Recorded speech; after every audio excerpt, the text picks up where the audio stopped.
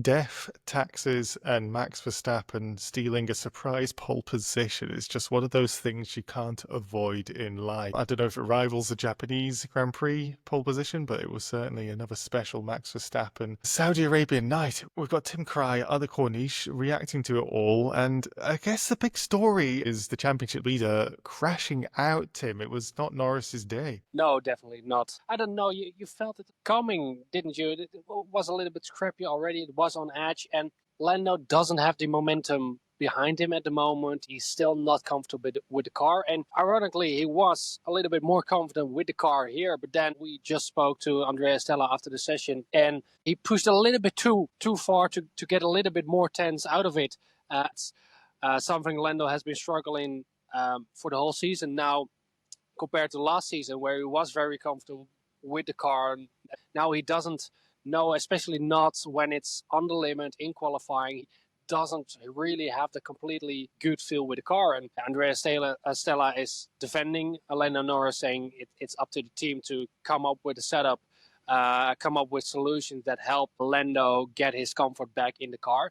But yeah, on the other hand, Oscar Piastri doesn't have the same problems. He's able to get it out of the car every session. Is it anything that Stella suggested that it's a little bit of pressure, maybe from Piastri? He's talking about updates, and that feels a little bit strange, of course, because McLaren by far have the fastest car out here. Andrea Stella says it's not the case. He says it's a little bit of a pushing from other teams as well, that the other teams are trying to put pressure on McLaren by saying they are by far the quickest. But yes, McLaren is always there, and they're always seem to have a little bit more than the competition. Maybe not always over one lap, but especially in the race. So it feels a little bit odd to say it's the car and the car needs to be improved. I think it's also a case of Oscar now getting more out of the car than Lando. And if you compare it to Max, he's maximizing every opportunity he gets. And if he even gets sniff of pole position or a win, he will take it. And that's still the difference between Max and Oscar and Lando. And yeah, at the moment you see the momentum getting a little bit behind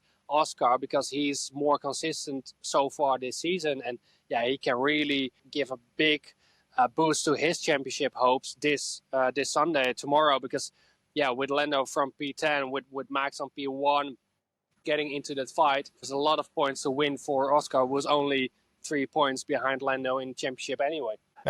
It was a little bit of an audible gasp from myself when I was watching it. As you said, it didn't feel like it was a surprise, but I was just like, there is Lando's mistake. What was the reaction like from the paddock? Yeah, of course, we saw Oscar in screen, so when it turned to an orange car in the wall, you knew exactly that it was Lando. Yeah, not really a surprise, because like I said, you could feel it coming a little bit with Lando. It was more of a surprise that Max took the pole, I would say. I think the reaction there was more surprising. At that moment, Q2 already had passed. We had all the drivers in there for their media session afterwards. And Liam Lawson and Isaac Hadjar stayed on a little bit longer. They done their session with the print media, but they stayed on with their PR officers looking at the lap from Max. They were stunned with what Max was doing. It's crazy was one of the lines from Isaac Hadjar in terms of what Max was doing. And it was not...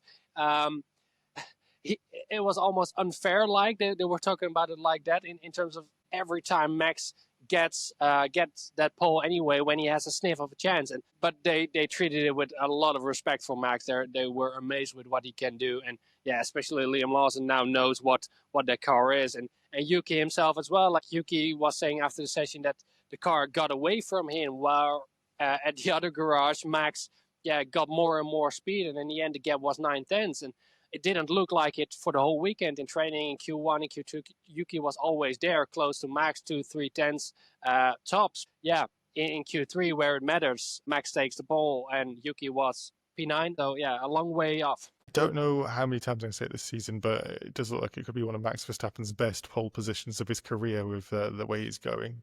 Whether he converts it, that's the big question. Like you say, Piastri does look like he should have the legs for it, but we'll find out. We'll find out tomorrow for the Saudi Arabian Grand Prix. Overtaking should be more plentiful than you saw in Suzuka, like you said. Maybe not as much as Bahrain, but I think we'll see a few more safety cars, maybe a red flag, but whatever we will see, we will definitely see Tim Kraaij back from the paddock for the paddock update tomorrow. So thank you, Tim, and thank you everybody for watching. We'll see you on Sunday.